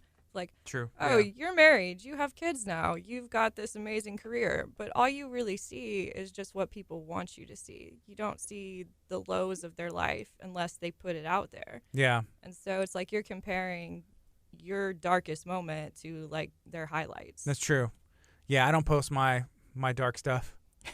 I don't either. It was tough to wake up today, Didn't want to get out of bed, but I'm here. But that's important, like, hey, at least, we're here and we're doing it and we're spreading positivity and, every day. Every day. So, hey, good morning, Kelly. So we had the Bay Area CVB in, and we were talking a bit about you and how the Miss KHEA pageant, you are the executive director running the show, and how, I guess, when the next one's coming up, we were learning all about that earlier. It was a good spot. I was really wondering, because that whole situation, I was kind of, and I didn't realize it at the beginning, but I was paying it up to what do we not have and what do we need? But we do have a lot of stuff. A sports team would be cool. Is there anything in the area that you think that we need that we don't have here? We have a Quidditch team. Like, what more do we need? Why? How? I'm so confused by this. Like, do they just walk on their brooms? Like, I saw a video yesterday. Yes. So there's like a ball. They have a broom in one hand, and they just like kind of like gallop and run on it and pass. Yeah, there's a Quidditch team. Shout out to Harry Potter. Everybody's got their something. What do you feel? Did you read those books? No, I Are we allowed to? Like, I don't know what's going on. I wasn't. Yeah, I wasn't either. And I wasn't supposed to watch the movies. Like, they came out as a kid, and it's just like, hey, it's witchcraft, right? They're like literal witches. And so, like, growing up in a church in Christian, which if you did it, that's your choice and your parents' choice. If you were a kid, I don't know, but there is somebody who reached out, and they're doing a really interesting event to raise some funds. The messages are it's in the DMs, where it goes down, and it's Potter themed. There could be a Quidditch tournament there. I don't know, and that I was like, I don't know what I'm allowed to do. I don't know what I'm allowed to do. Am I allowed to talk about this? So I was like, let me just process this info. But it looks like it's a good cause. So, hey, our next guest is here. My good friend, Sergio Gonzalez. Stay classy. What's up, Sergio? Stay classy, America. Dude, how you doing? How's it going? Man, it's going good. Man, I'm just dealing with Houston traffic. No, Houston traffic's no joke. Man, well, we need to get you down here. I need to get down here. You know what? There's an office next door. You can just move a bed in there. Is it a corner office? You want the window. Hey, so introduce yourself, and then we're going to go on after this song on the FM as well. But introduce yourself. Let everybody know what you do. Well, I'm Sergio Gonzalez, and I'm Gardy's friend. It's a full-time job. I need a lot of friends. Yeah, that's why Kurt had to take a little vacation. He did. And I need a lot of support. Well, I'm Sergio Gonzalez, and I help, here in the worship team here at Abundant Life in Lamarck, and it's a pleasure being here. Yeah. I'm glad you're here. At your own risk. Where'd you get that shirt? It was a gift. It was a July the 4th gift. Mm-hmm. And I like it, though. I'm patriotic. And when I was a kid, on 4th of July, I would go to Old Navy because they would release like 1997, their Wow. USA shirt, 1998. So I was like in junior high school. Right. And my mom was just like, we're going, get a shirt. Or like, I remember board shorts were really big back then. So I'd have my board shorts on and like my flip flops and my Old Navy t-shirt. Wow. And I was good to go. Do you ever wear jams? Do you know what jams are? No, what are those? They're like Hawaiian you know how like the little print that Hawaiian shirts have, Yeah. but they were on shorts and they only went up to like right here, like to your shin. Oh, so they were. They're called jams. No, I never saw those. Yeah, that's when you said that you were in junior high and at 98, I was graduating high school, so I'm a little bit ahead of you. Hey, that just means you've been able to accomplish more, and so I can aspire to accomplish some of the goals that you have. I still have time. Getting old before you. That's a goal. Some people don't get the opportunity. Hey, I was talking to Pastor Hallam yesterday, and so there's a lot of stuff going on in the Gulf, right? You know, with the hurricanes, and we've been praying, and you know, whenever people need support, we want to reach out and help as we can. And so one thing he's believing, and hey, I'm believing it too. I don't want there to be, I don't think anybody does, you know, another hurricane to hit our area in our lifetime. And so that's just something we're standing on, believing on, and you know, if something happens, you know, it does. We're going to rise up and do what we're supposed to do. That's right. And he was like, well, I'm at least living to be 100, you know, so that's my vision and goal. Wow. That's a long time, isn't it? Yeah. 100? Would you want to live to your 100? So Dr. Chapa says a thing, fully functioning in spirit, mind, and body. The answer is yes. I could see myself. Do you want to? Do I want to? Whenever I'm probably like 95, I'm going to ask me again. Yeah, for real. I'm 33 years old right now, so you know, right now I'm just like, man, that's so old. But maybe whenever I'm like 80 years old, I'm like, man. You know what you should do? I did this once, and I think it was just like coincidence and stuff. Yeah. But you know how you open YouTube and you bump into a bunch of like different, you know, I guess they're like suggestions that YouTube gives you. Well, there was a suggestion there that said, what a 90-year-old thinks of life, what a 95-year-old. You should hear some of those, man. They're pretty. Yeah, they kind of strip it down. I feel like at that point, it's just like, there's a lot of things I cared about. Okay, so me and Crystal were talking about this. Whenever you're a kid, you don't care what people think. You know, you're going to dance like nobody's watching. That's right. You know, you're going to be, you know, things of God, things not of God. It's just like, hey, I'm going to ask me. Kids say the darndest things, right? Right. Then you get to a certain age, teenagers, I'm cool or I'm caring. And then as an adult, kind of still. Then there's another age. I don't know when it is, but you're just like, I don't care anymore. Yeah. Like about my age, let's see. When you're in 20, you like you said, you don't care, but you still have a way you filter kind of things you say. Mm-hmm. So when you're my age, I'm about to be 40 in October. You don't have a filter. Yeah. But you see things but you're more careful about the things that you do, you know? You're like, I'm going to try to be careful about how I do it, but I'd have no filter. You might have tact, but no filter. And you just kind of like, I'm just going to say what I feel today, you know? And you know, younger folks would look at you like, wow. This guy. You know, I'm as careful as I can be about what I say representing, you know, my family. And that's something I tell my son. And then not even that, but representing KHEA in the church. It's different, you know, than even how I thought, I'll say 5 years ago. Right. You know, it's interesting how different phases of your life, you can look back and see it. You don't realize it's happening in the moment. Right. But then there's like that different, hey, I'm at a different point in my life. And man, now I got to be careful, especially on social media. Oh my God. And everything. It's a beast. Yeah. And then everybody has a different way they look at things. Everybody has a different way they you could say something and to me it could mean something totally different than it is to her or to anybody else. And that's so hard to do, man, on any type of media, you know, and especially if you're in the ministry, especially if you're, you know, and everybody's looking at you or whatever, you know. Yeah. Is that fair? It's just kind of part of it, isn't it? Look at Jesus, man. I mean, he had the haters and he had the people who followed him. So you ask him if it's fair. True. And they, you know, eventually, you know the story. Like what happened. There was some haters out there. Yeah, it's tough. Social media is a different beast right now. I think, you know, you were called to say the truth and just believe that it'll set somebody free, set yourself free. That's for sure. True. Let's go on the FM now. If you're watching on Facebook, feel free to share this out. If you want to have some time to ask some questions, now is that opportunity. We're also on channel 46.2. So if you're watching on that, thank you so much. Feel free to call a friend. Tell them, hey, tune in. It does. You want to turn it off? It's hard. Here we go. Good morning. This is KHEA Radio 99.5 FM. Hey, we have a special guest here in studio. We got Mr. Sergio Gonzalez here hanging out with us. Hello. Hey, you got a little bit of a lisp today. What's going on? Yeah, you I'm had a just kidding.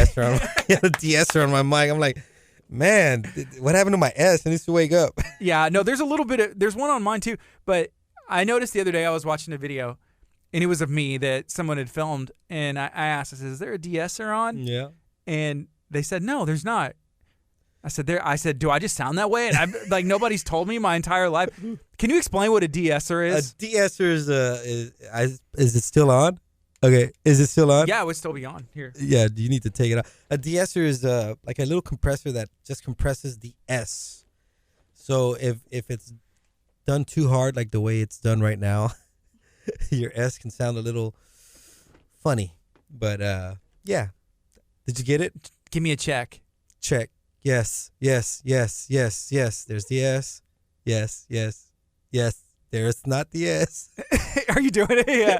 I turned it all the way up. Yeah. Here, I turned it down 25%. You might want to turn it up, right? I turned it up 25%. Check. I down. don't think I need it. I don't have it hard. I don't have it hard S. Just in case. You never know. Yes. Yes. There you go. Yeah, I turned it down. Sound normal again. I got it on a little bit. Thank you, Gardy. I got it on like 3. What about the last 20 minutes I've been talking? So I was watching the video. So it was a promotional thing, and I was like, "There's a DS." No, it's on. No, it's not. No. Okay. So then finally, there is a de-esser on. I was like, okay, good. Thank you. I'm glad I don't sound like that. Sometimes that's reality whenever it comes to recording music, right? Well, yeah. Some people have hard S's. Some people don't. But man, if you manipulate those plugins wrong, you could really jack somebody up. Yeah. I remember the first time I heard my voice recorded, and sometimes it was just talking. Yeah. One of the first things I remember, it was actually a video somebody shot for like we are on our senior trip, and I was like, do I sound that way?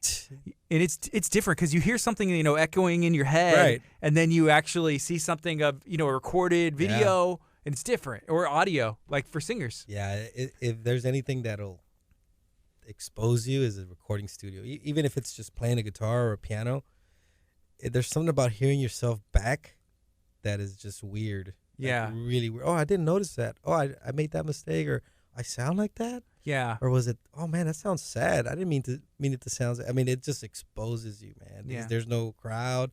There's no reactions. It's just you and some speakers, and usually, I think the worst is the voice, because we're not used to really listening to each other. We just kind of, or ourselves, and hearing yourself back is kind of scary, man. Yeah. Some people, they talk about doppelgangers and stuff. Some people say that if you were to meet yourself in real life, it would be a freaky experience. Or somebody that looks like eerily just like you, it would be pretty weird. Yeah, because the version of yourself is different than, I guess, what you know of me and what Crystal knows of me and what I know of you, and it's different. Yeah, and I think that's the point where we change the subject, Artie. Man, this just got really deep. And I don't like, the man in the mirror.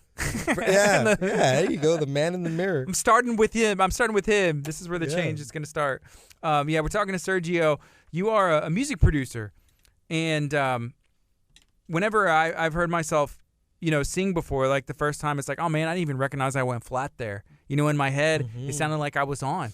What's up with that? Do you know any of the, like, why? Well, it could be many things. Experience could be one. It goes back to like what I said right now. We're not used to listening. We can hear ourselves talking, but we're not used to listening to ourselves singing or talking or judging how we sing or talk. We just talk or we just sing.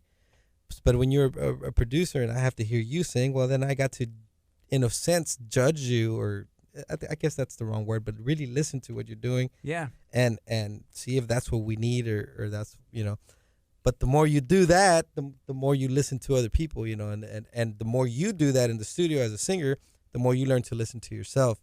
But yeah, it's a whole other experience, man. It's like looking at yourself in the mirror, but through audio, Yeah. Is it easy for you to tell people like that was garbage? Maybe not in a nicer way, but like, hey, let's do that again. That wasn't good. No, it's never easy. But I try to talk to them before we even work, and my whole thing is, look, we're after the best take, we're after the best sound, we're after the best performance, because whatever you lay down on that quote unquote tape is there forever.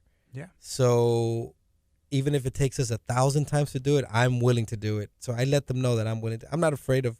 There's this misconception. And the GoPro just fell. There's this misconception that oh, you got to get it down in the the first try. Well, no, there's professional singers, amazing, talented singers that if they could sing it, and you would say, wow, man, that sounded amazing. But they were picky with themselves, and they're like, you know what, I'd like to do that again. I like to do this again, and for the sake of it being better and catching a moment, they'll do it 100 times until they get the moment. Not so much it sounded good, but the moment in time where they feel like, oh, I like that, Yeah. So the best of the best, is that how they do it? Perfectionist, or sometimes it's just like, eh. Look, there's a lot of people that can go in there and knock it out in one take. You hear stories, man, he walked in there, he knocked it out in one take, and yes, it's possible. But then, there's guys that know they're that good, and they're like, man, I know I could do that with a little wrinkle that'll make it a little better. Mm-hmm. I'll add a wrinkle here, I'll take this wrinkle out, I'll do this, and they craft it, and they take time to craft a vocal rather than, let me go in there and just lay down a performance. No, let me craft a vocal. And I think that's the difference. Some people want to craft their performance because, again, it's a product, right? And it's there forever. I mean, you have to live with it forever once it comes out of the oven, man. Yeah. I've had that happen with cooking. Speaking of the oven, where it's like, wow, I'm putting maybe like one ingredient too much. I'm just like, oh, a little bit more salt, a little bit more pepper, garlic, and then it's just like, oh, yeah, I went too far. That can happen too. Nowadays, I don't care what anybody says. I mean, it's rare when a singer doesn't use tools like auto-tune, right, or Melodyne, whatever you prefer, or shifting things or moving things. I mean, it's part of our culture today. If you hear music today sounds quote unquote perfect. Yeah, because there's a whole editing process to it that is being used, kind of like Photoshop. Mm-hmm. We use Photoshop for almost every picture. I mean, professional pictures. For, video, we use, I don't know, I'm not a video guy, but Adobe or whatever, what is it? Adobe Premiere or Final Cut Pro. Exactly, yeah. Sony Vegas. Right. There you go, show off. Do you want me to keep going? Yeah, you probably could. iMovie is probably the best I can come up with. But, yeah, so we have those tools in audio, too. So you hear a vocal, we tune it. Did it need tuning? Probably not. But today's world says, I've always said this. If you get a 5-year-old kid and you put a channel that's an HD channel, right? And that same channel, you put it in a standard format channel, with the two black bars on the side, right? Well, if you ask that 5-year-old kid, hey, which one looks better? They're going to say the HD looks. They don't know why. They don't know about HD. They don't know about standard. They don't know about 16:9 or whatever the ratios. They don't know about nothing like that. But they'll look at the standard one and say, well, that one just looks funny. It just looks, not as clear, and there's two black bars on each side. They don't know why. Yeah. Same thing with audio. You ever pop in a CD and you're like, man, that just sounds funny. And it's precisely because of that. There's standards that we need today, 2019, that we use today. And some of them are tuning, some of them are editing. And yeah, I've made pretty bad singers sound like they could sing. All I need is for them to have emotion. Yeah. And really mean what they're saying. And I'm pretty, able to manipulate. Unfortunately, I can't name any artists, but do it. No. Let's add them. What's their ad? Let's tag them. For real. No, I'm just kidding. But yeah, I mean, I can manipulate pitch and I can manipulate time.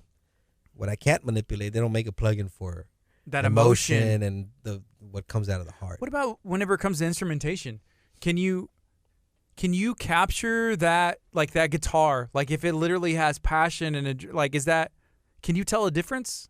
You as a producer, or just like me as a listener? That goes more to touch. Some musicians just have a touch in their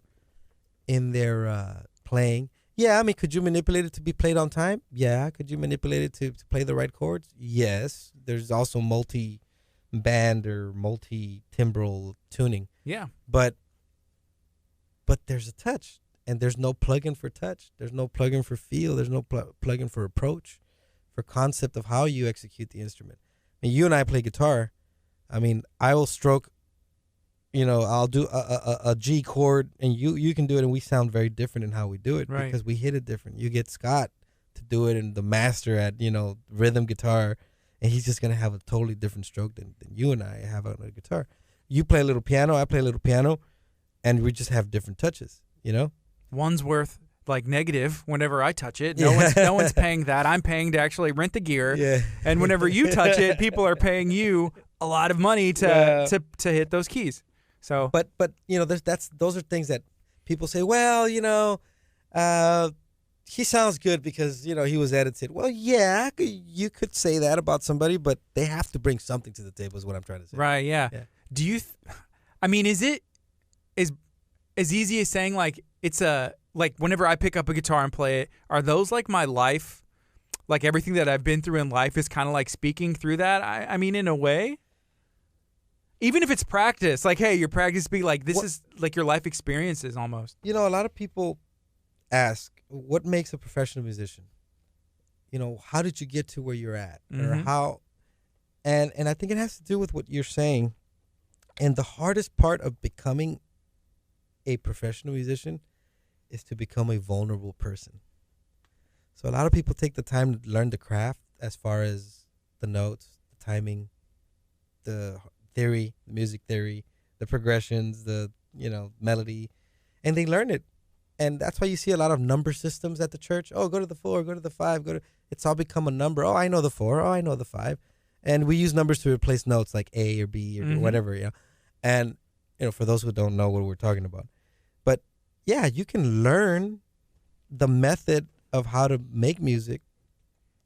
But what makes a really good musician is the ones that become vulnerable. And even as a player? Yeah, of course. Of course. I mean, there's people that just become so sensitive at how they play that they can shift the atmosphere in a worship service or in a non-worship service. They can just play and they make you cry. Yeah. They can play, they can make you laugh. That's the power of music. But only musicians who allow themselves to be that vulnerable to do it can do it. Yeah. And even when you've tasted it and you've done a little bit, like it takes a decision to say, okay, I'm going to disengage and I'm just going to put all my emotion into this. But you see it, but the human nature tells you, oh, they're going to make fun of me. Oh, they're going to do this. They're going to do that. But yeah, absolutely, experience has a lot to do with how you execute an instrument. Yeah, as a vocalist or somebody, writing lyrics, I know it can be difficult to expose yourself or write about something that you usually wouldn't tell anybody, but this is where your passion is or emotion is. It could be as simple as this. You wake up the happiest person in the world today, and you have to write a children's book. It's going to come out pretty good because you're happy. But if you were to wake up and you and Jen had a big fight and, coffee mugs were thrown at each other, you're just mad.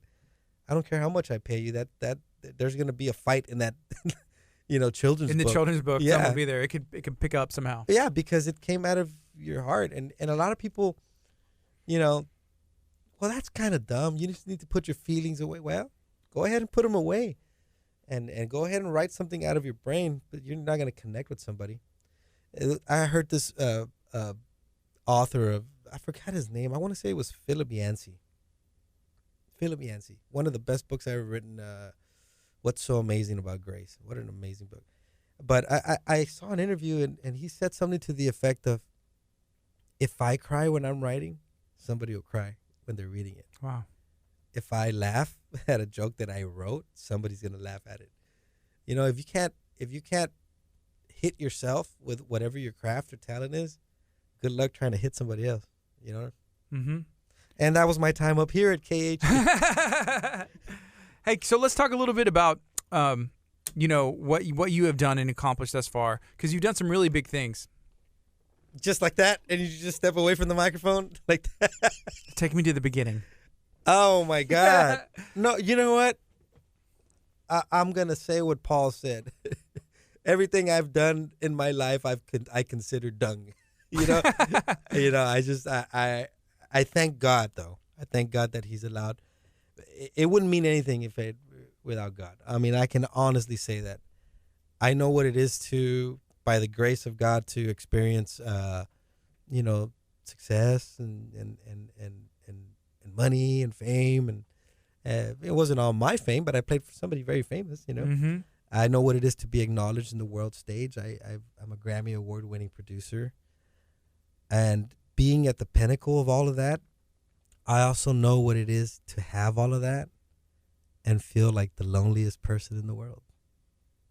So yeah, God has allowed us to accomplish a lot of things because, I believe He cares about our dreams. And when we ask Him for it, I think the Bible says, I think it says, no, I know it says, delight yourself in the Lord and He'll grant you all the desires. He didn't say the things that you need or the things that He thinks you need.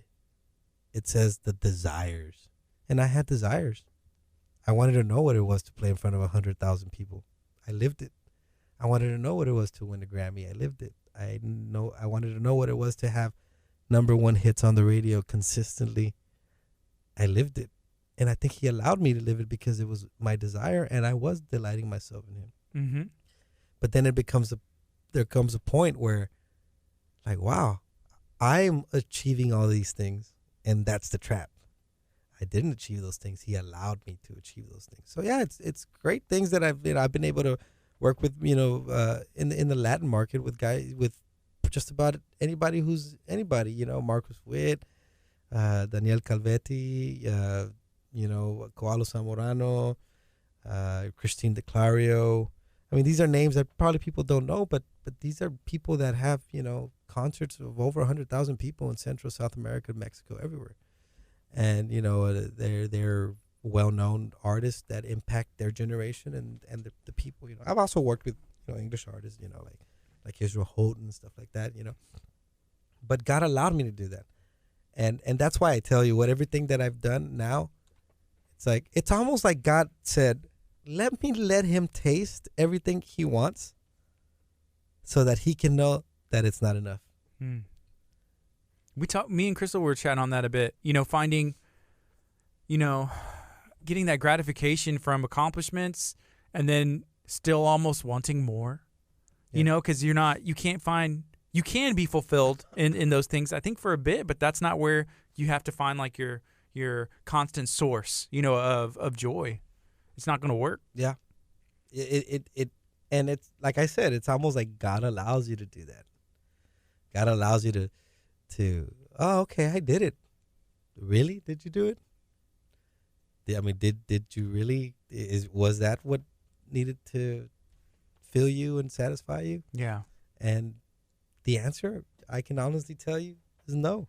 Mm-hmm. Now, this is hard to say because it's a yes and no type of thing. But there's sometimes where I think, man, I'd give a lot of that stuff back so that I wouldn't have to have lived some of the stuff that I lived. Mm-hmm. And that's hard to say. Yeah. But then again, I wouldn't be who I am today if I hadn't lived what I had to live. If I hadn't been in that stomach of the whale, figure of speech type of thing. And sometimes it takes that so that you can fulfill your calling. Yeah, and then appreciate, whenever you do find, yeah, what it is that can, help keep you, fulfilled. Yeah. And with joy. But nobody will understand that. I mean, if I tell a kid right now, and by kid, I mean, 20-year-old or an aspiring musician or any age, aspiring musician, if I tell them, hey, man, the Grammy isn't everything. Hey, man, records aren't everything. Money isn't everything. Fame or recognition isn't everything. The attitude, and rightfully so, will be, yeah, well, you got it already. To you, it's nothing, but I want to accomplish these things. And then you realize I can't rob him of his experience. Yeah. They have to go through what they have to go. And that is the hardest thing that's why we don't understand parents growing up. Hey, man, I'm telling you that if you do this is going to happen. You're like, oh, whatever, mom. And then it happens, or dad or whatever. Mm-hmm. And then it happens, and they're like, didn't I tell you? Yes. They know what they were talking about the whole time. Yeah, they knew exactly. They just didn't want you to go through the hardships that they went through because they've been there. Mm-hmm. And yet you have to go through them, otherwise you never learn. And that's the hard part. Wow. Is that the best piece of advice? Like you were saying, in that figurative, to the 20-year-old, is that some of the best advice? Like if you could give someone now, like an aspiring musician, someone young, what would you tell them? I think that it's great to accomplish things, and I think God allows us to accomplish things. So yeah, actually, absolutely. I mean, if you don't have any goals or aspirations or dreams, you're not going to get very far either. So it's good to have them. I think what I would say was, don't believe it was you. Don't believe that you did it. Mm-hmm. Don't believe that. I mean, I believe God gave you the ability, the talent, but I also believe that He's the one that opened the door for you to do it.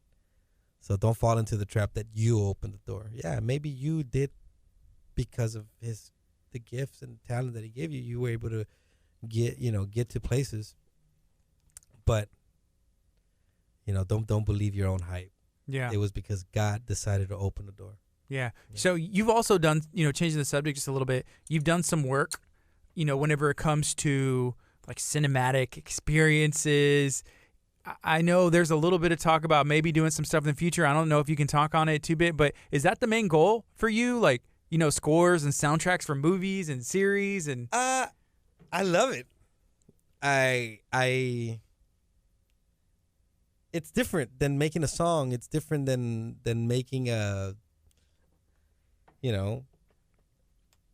putting together a musical arrangement in the sense of just being a musical arrangement, and I think I like the fact that you can make people feel something. I mean, you could take a scene from any movie, dramatic or scary or thriller, and watch that same scene, just grab the music and take it off, and it's not the same scene anymore. I mean, it really isn't. Even if it's just like that sounded pretty freaky. But even if it's something like that, it's like it sets a tone. And I think that's what I'm kind of liking about this whole thing, like setting the tone of every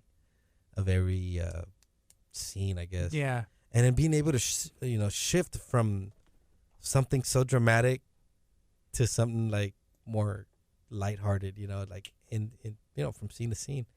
I think that's pretty trippy. Yeah, I've seen even comedies without laugh tracks. Like if you're watching Friends or something like that, the audio, you don't even realize it's there. The transition, background music between scene to scene.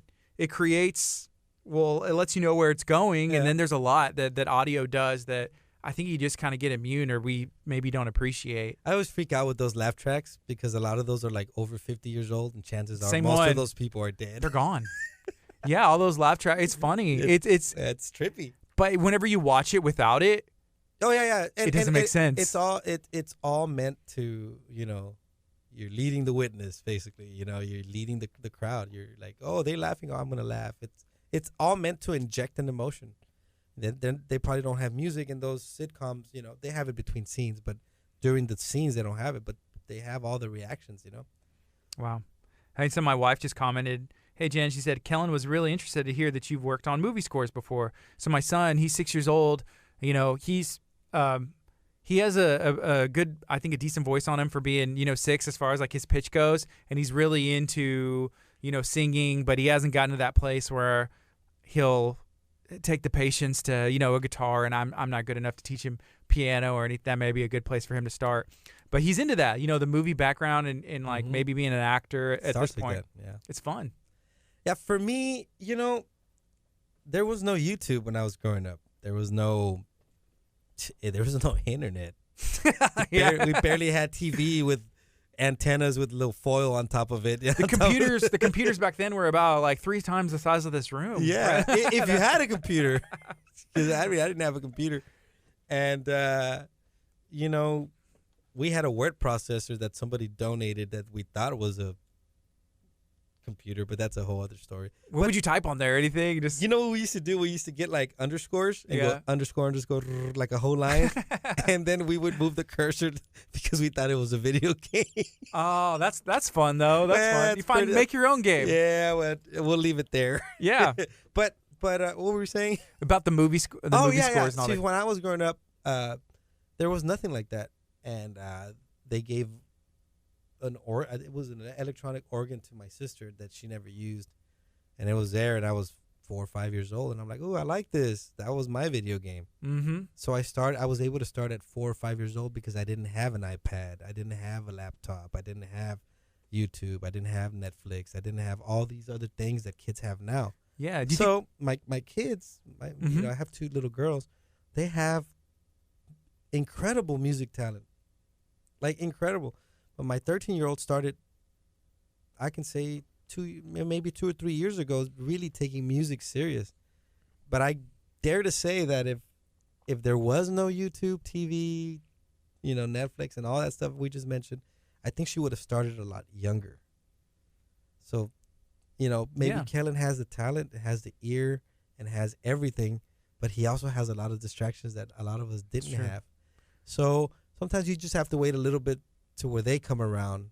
Like you, I mean, I think you told me you started in junior high. Like that didn't happen, you know, early. Even though you might have already had the gift. I mean, I'm certain you had the gift, you know, to play bass and guitar, you know, at an early age.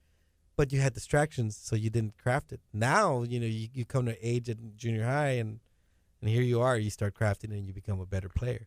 Do you think with all the distractions that people and especially children have now, that we're missing out on potentially a generation of musicians or those people who are supposed to do it, they eventually find it young? I think some people find it, you know, at a later age, but I think the ones that find it young, at 4, 5, 6 years old, they do it and they don't even realize they're sacrificing Netflix and YouTube and all the media because they just love whatever it is they're doing, their piano, their guitar, so much that they don't even realize they're sacrificing those things. And then they go to school and they're looked upon as weirdos. Oh, he's a weirdo. You don't know what whatever show is. You don't know whatever thing is happening, you know, with this artist or whatever. No. Oh, he's a weirdo. And then those guys grow up to do things with their craft, you know. Yeah. When you start at 4, so my wife said, hey, they started piano lessons at 4. Yeah. All of them. I took piano lessons in 6th grade, but I remember being in elementary school and asking for a keyboard. I wanted a Yamaha keyboard. My cousin had one, and I wanted to hit the button, do the dance track, and like just play with it. So I think, and I don't know what they were thinking, but I was asking for it for Christmas a couple of years, and I think my parents didn't think I was serious or anything. So I don't know. They got me like a little toy one, but I was like, I don't want the like this little bitty toy one. So I wanted the real deal. deal. Is that what you're saying, Guard? Is there? Someone tag my mom. You know, They got me. Later in the 6th grade, they got his piano and everything else. For me, it's funny. They wouldn't let me touch it because it was an organ, man, that one of my uncles gave my sister. Oh, that's your sister's. Yeah. And I was 4 years old. I mean, you didn't want me to break it. I was pretty hyperactive child, you know. I can imagine. And and so when my dad would go to work, I would sneak into the room and lift up the little. I wonder if that's part of what made you love it so much. You're like, I'm not supposed to be doing this. Oh, yeah. You're like busting out masterpieces. So I well, maybe not masterpieces, but for a 4-year-old, though. For sure, Mary had a little lamb, you know. Oh, yeah. Or things like anything that I would hear. I remember hearing La Bamba nonstop on a cassette.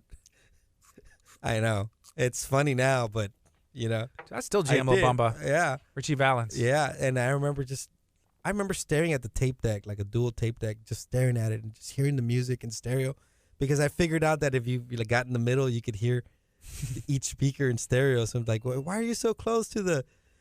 My mom was like, why are you so close to the boombox? And I'm like, it's okay, Mom, it's not a TV. I'm not gonna lose my sight. Yeah. We used to get in trouble for being so close to the TV. But anyway, I used to spend hours just listening with my eyes closed because I could hear the. They call it. Soundstage. I didn't know what the heck I was. I just knew it was trippy and I liked the way it sounded.